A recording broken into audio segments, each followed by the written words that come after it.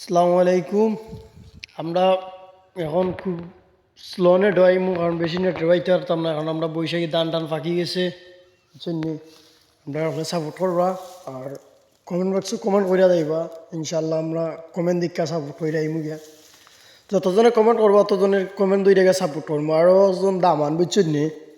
আমি কুল্লা কই আপনারা রে উবা বিচারার বউ নাই, ঠিক আছে, দুই ছেলে আছে।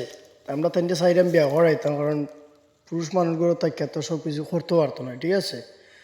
তো আমার ফ্রেন্ড লিস্টে যত আফা কল আছেন, ঠিক আছে, সব আফা কল ধরে কইরাম।